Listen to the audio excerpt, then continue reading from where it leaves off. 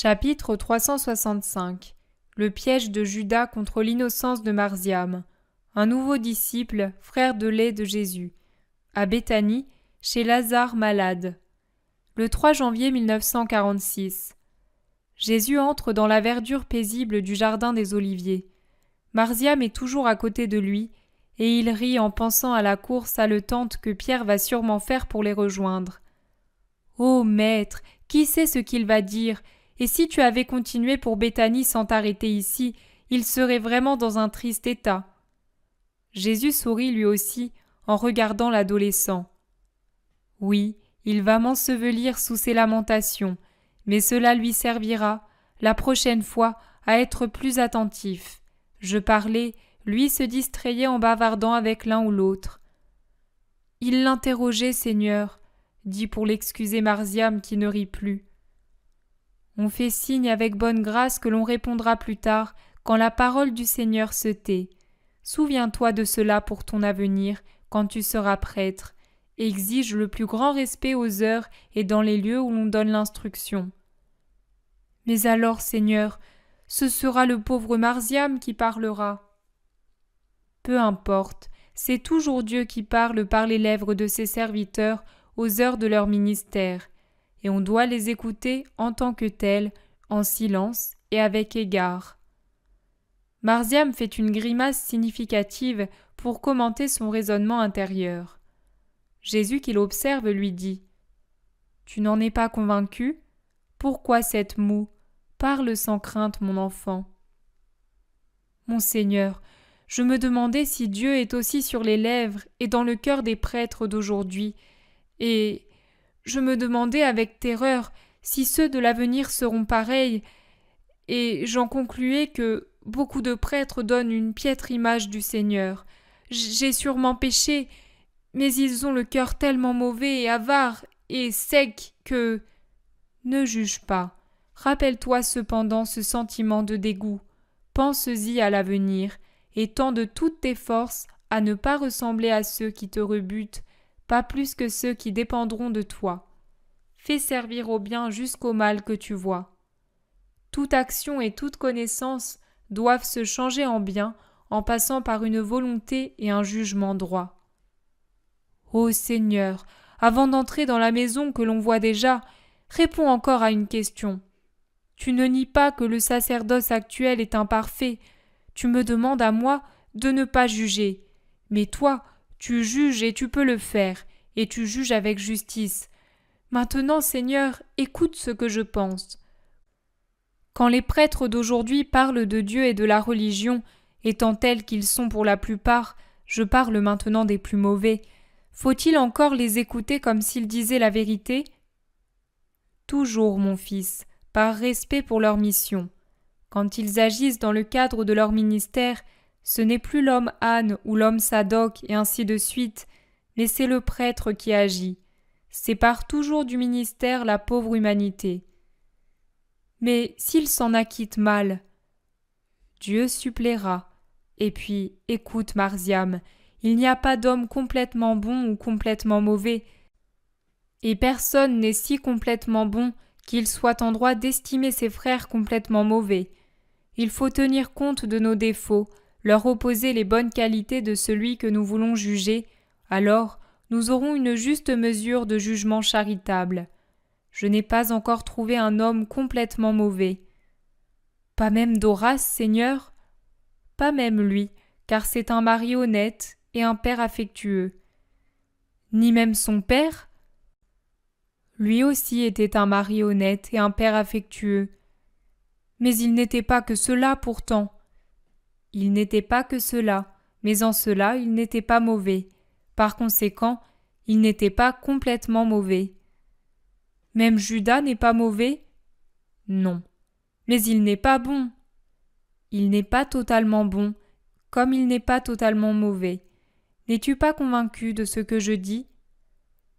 Je suis convaincu que toi, tu es totalement bon et que tu es absolument exempt de méchanceté. Cela oui, tu l'es tellement que tu ne trouves jamais de quoi accuser personne. Ô mon enfant, si je disais la première syllabe d'un mot d'accusation, vous vous jetteriez tous comme des fauves sur l'accusé. J'évite que vous vous souilliez du péché de jugement en agissant ainsi. Comprends-moi bien, Marziam, ce n'est pas que je ne vois pas le mal là où il est.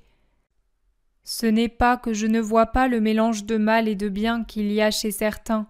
Ce n'est pas que je ne comprenne pas quand une âme monte ou descend du niveau où je l'ai amenée. Ce n'est pour rien de tout cela, mon fils. Mais c'est de la prudence pour éviter les manques de charité en vous. Et j'agirai toujours ainsi, même dans les siècles à venir, quand je devrai me prononcer sur une créature. Ne sais-tu pas, mon enfant, qu'un éloge, un mot d'encouragement, valent parfois mieux que 1000 reproches? Ne sais-tu pas que sur 100 cas très mauvais signalés comme relativement bons, au moins la moitié deviennent réellement bons, puisqu'après ma parole bienveillante, l'aide des bons ne leur fait pas défaut, alors qu'ils fuiraient l'individu signalé comme très mauvais? Il faut soutenir les âmes, et non les accabler.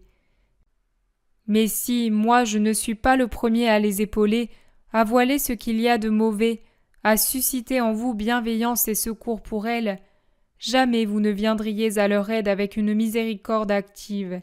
Souviens-t'en, Marziam. Oui, Seigneur. Profond soupir. Je m'en souviendrai. Nouveau soupir.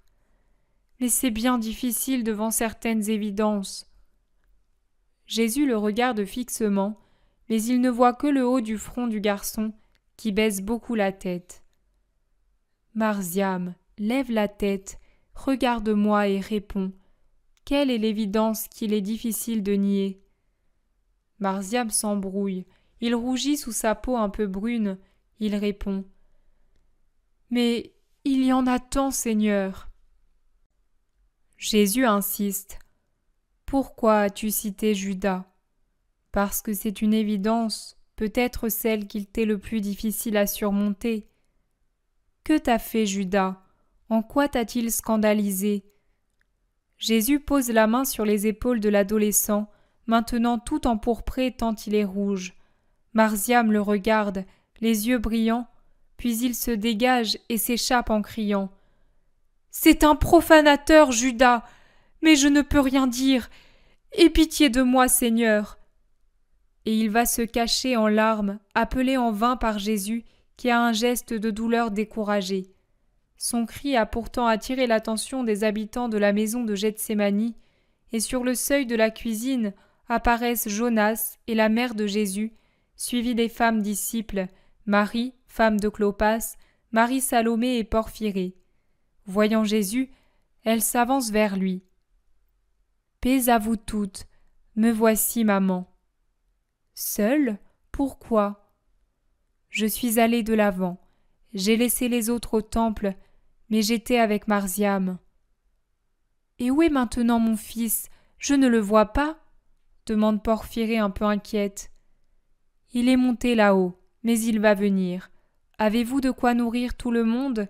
Les autres vont bientôt arriver. »« Non, Seigneur, tu avais dit que tu te rendais à Béthanie. »« Oui, mais j'ai pensé bon de faire ainsi. Allez vite prendre ce qu'il faut. Moi, je reste avec ma mère. » Les femmes disciples obéissent sans discuter. Jésus reste seul avec Marie, et il marche lentement, sous l'entrelacement des branches à travers lesquelles filtrent des rayons de soleil qui dessinent des cercles d'or sur l'herbe verte et fleurie. J'irai après le repas à Béthanie, avec Simon. Simon-Pierre? Non, avec Simon le Zélote, et j'emmènerai avec moi Marziam. Jésus se tait, pensif. Marie l'observe, puis elle demande. Marziam te cause du chagrin? Non, maman, au contraire, pourquoi penses-tu cela? Pourquoi es-tu soucieux? Pourquoi l'as-tu appelé sur un ton de commandement? Et pourquoi t'a-t-il quitté? Pourquoi s'est-il détaché de toi comme s'il avait honte? Il n'est même pas venu saluer sa mère et moi. L'enfant s'est enfui à cause d'une question que je lui posais. Oh! Marie est dans une profonde stupeur. Elle se tait un instant, puis murmure comme si elle se parlait à elle-même. Au paradis terrestre, Adam et Ève s'enfuirent après avoir péché en entendant la voix de Dieu. Mais mon fils, il faut avoir pitié de l'enfant. Il commence à devenir homme, et peut-être, mon fils, Satan mord tous les hommes. Marie est toute pitié et supplication. Jésus la regarde et lui dit « Comme tu es mère, comme tu es la mère, mais ne crois pas que l'enfant ait péché. Au contraire, tu dois croire qu'il souffre à cause du choc d'une révélation. Il est très pur, il est très bon. Je vais l'emmener avec moi aujourd'hui, pour, sans rien dire, lui laisser découvrir que je le comprends. Toute parole serait de trop. Et je n'en trouverai pas une pour excuser celui qui a violé une innocence. » Jésus est sévère en disant ces derniers mots. « Oh, mon fils, nous en sommes là. Je ne te demande pas de nom. De nous tous, il n'y en a qu'un qui ait été capable de troubler l'enfant. Quel démon ! Allons chercher Marziam, maman. Il ne s'enfuira pas devant toi. » Ils partent et le découvrent derrière un buisson d'aubépines. « Cueillais-tu des fleurs pour moi, mon fils ?» demande Marie en s'approchant de lui et en l'embrassant. « Non, mais j'avais envie de ta présence, » dit Marziam avec encore des larmes sur le visage. « Et je suis venue. Allons, vite, c'est qu'aujourd'hui, tu dois aller avec mon Jésus à Béthanie, et tu dois être habillé convenablement. » Le visage de Marziam, déjà oublieux du trouble qu'il éprouvait, s'illumine. Il dit « Moi, seul avec lui ?» Et avec Simon le Zélote. Marziam, encore très enfant, saute de joie et bondit de sa cachette pour aller tomber sur la poitrine de Jésus. Il se trouve confus, mais Jésus rit et l'excite. « Cours voir si ton père est arrivé. » Et pendant que Marziam part en courant, Jésus remarque « C'est un véritable enfant, bien que sa pensée soit déjà mûre. Lui troubler le cœur est un grand crime, mais j'y veillerai. » Tout en parlant, il se dirige vers la maison avec Marie. Mais ils ne sont pas encore arrivés qu'ils voient Marziam revenir au galop. « Maître, mère, il y a des gens qui étaient dans le temple, les prosélytes. Il y a une femme qui veut te voir, mère. Elle dit qu'elle a fait ta connaissance à Bethléem. Elle s'appelle Noémie. » J'en ai tant connu à cette époque, mais allons-y. Ils arrivent à la petite place où se trouve la maison. Quelques personnes attendent en groupe et dès qu'elles voient Jésus, elles se prosternent. Mais aussitôt, une femme se lève et va se jeter aux pieds de Marie en l'appelant par son nom. « Qui es-tu ? Moi, je ne me souviens pas de toi. Lève-toi. » La femme se lève et va parler quand arrivent hors d'haleine les apôtres. « Seigneur, mais pourquoi ? Nous avons couru comme des fous à travers Jérusalem. Nous croyons que tu étais allé chez Jeanne ou chez Analia. Pourquoi ne t'es-tu pas arrêté ?» Questions et informations se croisent confusément. Nous sommes ensemble maintenant. Inutile d'en expliquer la raison. Laissez cette femme parler en paix. Tous se groupent pour écouter. « Tu ne te souviens pas de moi, Marie de Bethléem, mais moi, depuis 31 ans, je me rappelle ton nom et ton visage comme celui de la pitié. J'étais venue de loin moi aussi, de Pergé, pour Lydie. Et j'étais enceinte, mais j'espérais revenir à temps. Mon mari est tombé malade en cours de route, et à Bethléem, il s'est affaibli jusqu'à mourir. J'avais accouché depuis 20 jours au moment de sa mort. Mes cris percèrent le ciel et tarirent mon lait ou le rendirent mauvais. Je fus couverte de pustules, et mon fils aussi. On nous a jetés dans une caverne pour y mourir. Eh bien, toi, seul tu es venu avec précaution pendant presque toute une lune pour m'apporter de la nourriture et soigner mes plaies, pleurant avec moi, donnant de ton lait à mon enfant qui est vivant grâce à toi seul. Tu as risqué d'être lapidé parce qu'il m'appelait la lépreuse. Ô ma douce étoile, je n'ai pas oublié cela. Je suis partie après ma guérison. J'ai appris le massacre à Éphèse. Je t'ai tellement cherché. Je ne pouvais croire que tu avais été tué avec ton fils au cours de cette nuit affreuse, mais je ne t'ai jamais trouvé. L'été dernier, un habitant d'Éphèse a entendu ton fils, il a su qui il était, il l'a suivi quelque temps, il l'a accompagné avec d'autres à la fête des tentes, et à son retour, il en a parlé. Alors je suis venue pour te voir, toi la sainte, avant de mourir, pour te bénir autant de fois que tu as donné de gouttes de lait à mon Jean, en les enlevant à ton fils béni. La femme pleure en une attitude respectueuse, légèrement courbée, serrant de ses mains les bras de Marie. On ne refuse jamais du lait, ma sœur, et... Oh non, je ne suis pas ta sœur. Toi, tu es la mère du Sauveur. Moi, une pauvre femme perdue, loin de chez elle, veuve avec un fils sur mon sein desséché comme un torrent en été. Sans toi, je serais morte. Tu m'as tout donné, et j'ai pu retourner chez mes frères marchant à Éphèse, grâce à toi. Nous étions deux mères, deux pauvres mères avec deux bébés pour le monde. Toi, tu avais la douleur du veuvage, moi celle de devoir être transpercée en mon fils, comme le vieux Siméon l'avait prophétisé au temple. Je n'ai fait que mon devoir de sœur en te procurant ce que tu n'avais plus. Et ton fils, il est vivant ? Il est là. Ton saint fils me l'a guéri ce matin. Qu'il en soit béni. Et la femme se prosterne devant le Sauveur en s'écriant « Viens, Jean, remercier le Seigneur !» Quittant ses compagnons, un homme de l'âge de Jésus s'avance, robuste, le visage loyal à défaut de beauté. De beau, il a l'expression de ses yeux profonds. « Paix à toi, mon frère de Bethléem. De quoi t'ai-je guéri ?»« De la cécité, Seigneur. Un œil était perdu et l'autre presque. J'étais chef de la synagogue, mais je ne pouvais plus lire les rouleaux sacrés.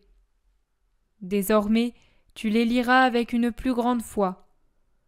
Non, Seigneur, désormais, c'est toi que je lirai. Je veux rester comme disciple et sans faire valoir mes droits pour les gouttes de lait que j'ai sucées au sein qui t'a nourri. Les jours d'une lune pour créer un lien ne sont rien, mais la pitié de ta mère autrefois et la tienne ce matin sont tout. Jésus se retourne vers la femme. « Et toi, qu'en penses-tu » ? « Que mon fils t'appartient de foi. Accepte-le, Seigneur, et le rêve de la pauvre Noémie sera réalisé. » « C'est bien, tu seras disciple du Christ. Quant à vous, recevez ce compagnon au nom du Seigneur, » dit-il en s'adressant aux apôtres. Tout émus, les prosélytes sont enthousiastes. Tous les hommes voudraient rester immédiatement. Mais Jésus dit avec fermeté « Non, vous restez ce que vous êtes, rentrez chez vous en gardant la foi et attendez l'heure de l'appel, et que le Seigneur soit toujours avec vous. Allez. » « Pourrons-nous encore te trouver ici ?» demande-t-il. « Non, comme un oiseau qui vole de branche en branche, je marcherai sans m'arrêter. Vous ne me trouverez pas ici. Je n'ai pas d'itinéraire ni de demeure fixe. Mais si c'est juste, nous nous reverrons et vous m'entendrez. Partez, que la femme reste avec le nouveau disciple. » Et il entre dans la maison, suivi des femmes et des apôtres qui commentent avec émotion cette histoire jusqu'alors ignorée et la charité profonde de Marie. Jésus, d'un pas rapide, se rend à Béthanie. Simon le Zélote et Marziam marchent à ses côtés, heureux d'avoir été tous deux choisis pour cette visite. Marziam, complètement rasséréné, pose 1000 questions sur la femme venue d'Éphèse. Il demande si Jésus connaissait ce fait, et ainsi de suite. « Je ne le connaissais pas. Les bontés de ma mère sont infinies et accomplies avec un si doux silence que la plupart restent ignorés. » C'est pourtant un très bel épisode, souligne le Zélote. Oui, à tel point que je veux le faire connaître à Jean d'Andorre. Que dis-tu, maître ? Trouverons-nous ces lettres à Béthanie ? J'en suis presque certain. Nous devrions trouver aussi la femme guérie de la lèpre, rappelle Simon le Zélote. Oui, elle a fidèlement observé les préceptes, mais maintenant, le temps de la purification doit être accompli. Béthanie apparaît sur son plateau. Il passe devant la maison où il y avait autrefois des paons, des flamants et des espèces de hérons. Elle est aujourd'hui abandonnée et fermée. Simon le remarque, mais son observation est interrompue par la joyeuse salutation de Maximin qui débouche par le portail. « Maître saint, quel bonheur dans une si grande douleur !»« Paix à toi. Pourquoi douleur ? Parce que Lazare souffre à cause de ses jambes ulcérées, et nous ne savons que faire pour le soulager. Mais à ta vue, il ira mieux, au moins pour l'esprit. » Ils entrent dans le jardin, et tandis que Maximin court en avant, eux avancent lentement vers la maison.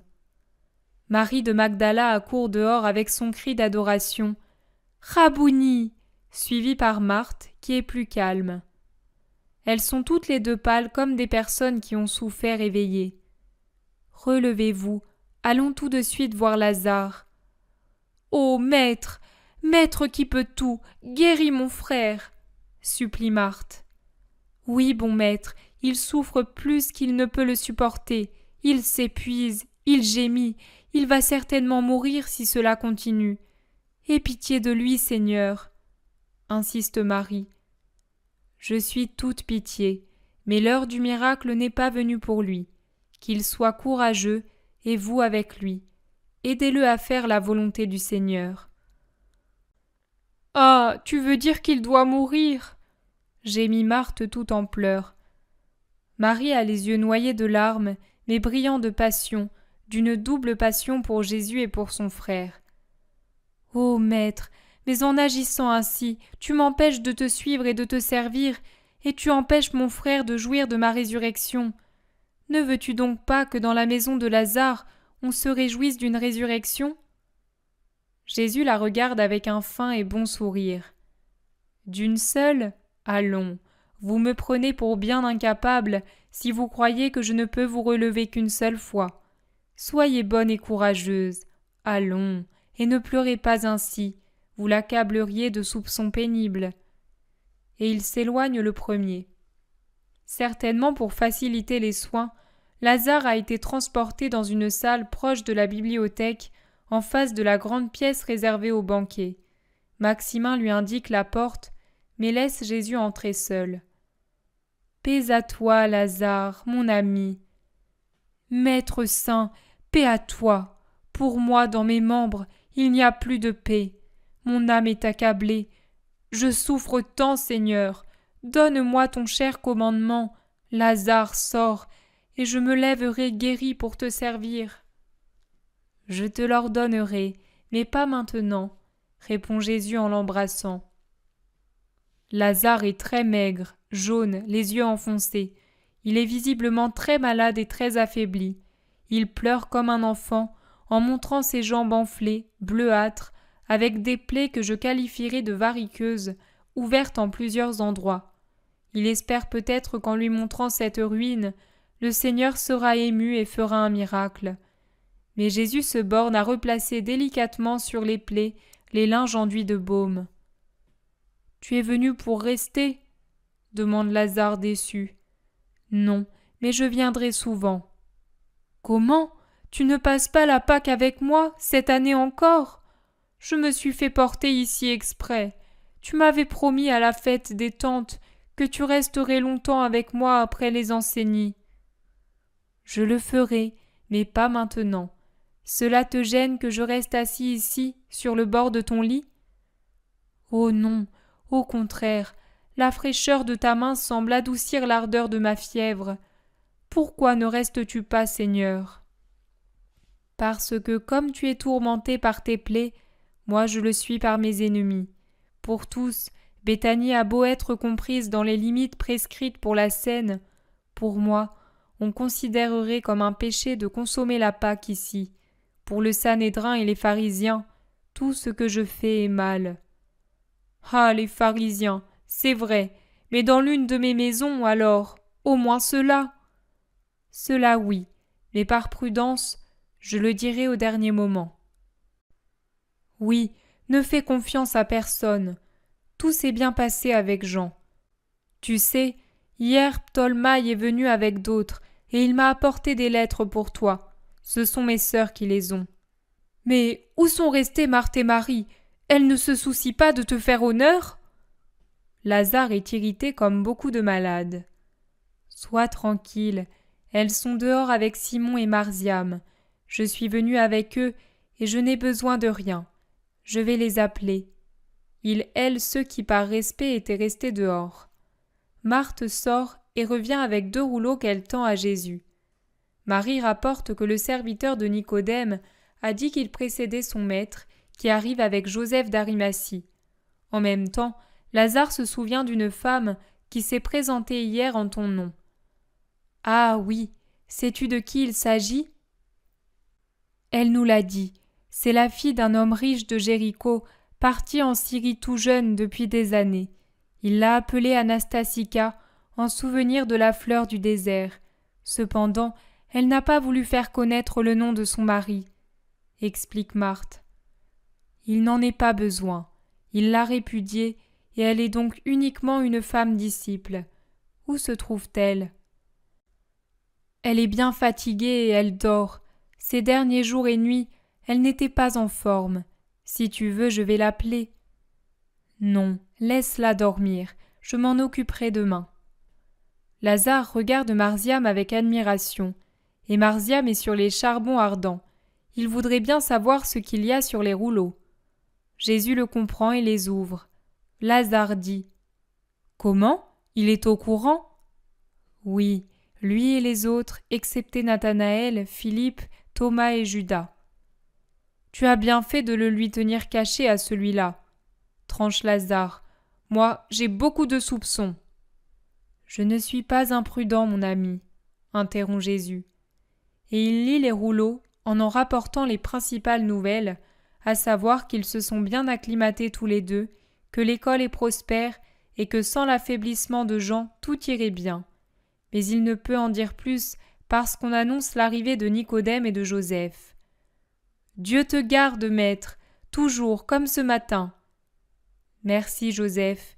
Et toi, Nicodème, tu n'étais pas là? Non, mais dès que j'ai appris ton arrivée, j'ai pensé à venir chez Lazare. J'étais presque certain de te trouver.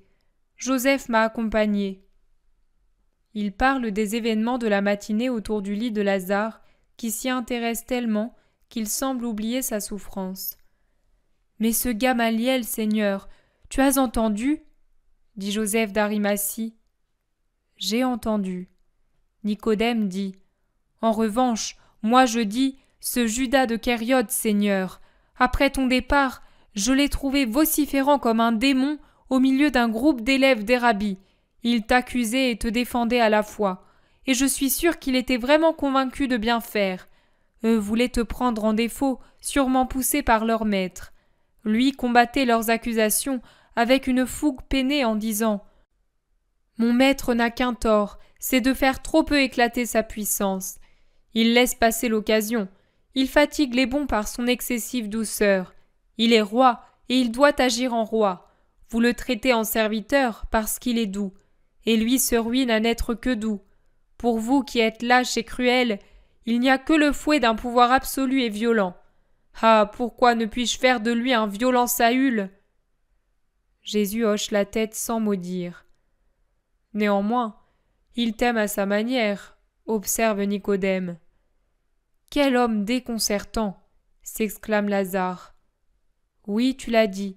Moi, depuis 2 ans que je suis avec lui, je ne le comprends toujours pas, » confirme Simon le Zélote. Marie de Magdala se lève avec la majesté d'une reine, et de sa voix splendide elle proclame « Moi, je l'ai compris mieux que vous tous, c'est l'opprobre à côté de la perfection, et il n'y a rien d'autre à dire. » Puis elle sort pour quelques occupations, emmenant avec elle Marziam. « Peut-être Marie a-t-elle raison, » dit Lazare. « Moi aussi je le pense, » dit Joseph. « Et toi, maître, qu'en dis-tu » ? « Je dis que Judas c'est l'homme, comme Gamaliel, l'homme borné près du Dieu infini. L'homme est si étroit de pensée, tant qu'on ne lui fait pas respirer le surnaturel, qu'il ne peut accueillir qu'une seule idée, l'incruster en lui, s'incruster en elle et s'en tenir là, en dépit de l'évidence. Il est têtu, obstiné, peut-être à cause de sa foi en ce qui l'a le plus frappé. Au fond, Gamaliel, comme peu de gens en Israël, a foi dans le Messie qu'il a entrevu et reconnu dans un enfant. Et il est fidèle à la parole de cet enfant. Et Judas de même, empli de l'idée messianique, telle que la plus grande partie d'Israël la cultive, confirmée en elle par la première manifestation qu'il a vue de moi, il veut voir dans le Christ le roi temporel et puissant. Et il est fidèle à l'idée qu'il s'est faite. Ah, combien, même à l'avenir, se perdront à cause d'une idée erronée de la foi, rebelle à toute raison. Mais vous, que croyez-vous? Qu'il est facile de suivre la vérité et la justice en toutes choses? Que croyez-vous? Qu'il est facile de se sauver parce qu'on est un Gamaliel ou un Judas apôtre? Non. En vérité, je vous dis qu'il est plus facile à un enfant, à un fidèle du commun de se sauver, que pour quelqu'un qui est élevé à une charge spéciale, à une mission particulière. Généralement, ceux qui sont appelés à un destin extraordinaire laissent entrer en eux l'orgueil de leur vocation, et cet orgueil ouvre les portes à Satan en chassant Dieu. La chute des étoiles fait plus de bruit que celle des grains de sable. Le maudit cherche à éteindre les astres et il s'insinue sournoisement pour servir de levier à ceux qui sont choisis afin de les faire chuter. 6 000 ou même 10 000 individus tombent dans les erreurs communes. Leur chute n'entraîne qu'eux-mêmes. Mais si celui qui tombe a été choisi pour un destin extraordinaire et devient un instrument de Satan au lieu d'être celui de Dieu, sa voix au lieu d'être ma voix, son disciple au lieu d'être mon disciple, alors la ruine est bien plus grande et peut même donner naissance à des hérésies profondes qui nuisent à des âmes innombrables. Le bien que je fais à une personne produira beaucoup de bien s'il tombe sur un terrain humble et qui sait le rester. Mais s'il tombe sur un terrain orgueilleux ou qui le devient à cause du don reçu, alors de bien il devient mal. L'une des premières manifestations du Christ fut accordée à Gamaliel. Ce devait être pour lui un précoce appel vers le Christ. C'est la raison de sa surdité à l'appel de ma voix qui le poursuit. À Judas, il a été accordé d'être apôtre, l'un des 12 apôtres parmi les milliers d'hommes d'Israël. Cela devait être sa sanctification. Mais qu'en sera-t-il? Mes amis, l'homme est un éternel Adam. Adam avait tout, sauf une chose. Il voulut la voir. Si encore l'homme restait Adam, mais bien souvent, il devient Lucifer. Il a tout excepté la divinité. Il la veut.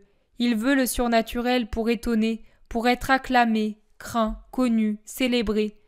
Et pour avoir quelque chose de ce que seul Dieu peut donner gratuitement, il s'agrippe à Satan, qui est le singe de Dieu, et procure de prétendus dons surnaturels.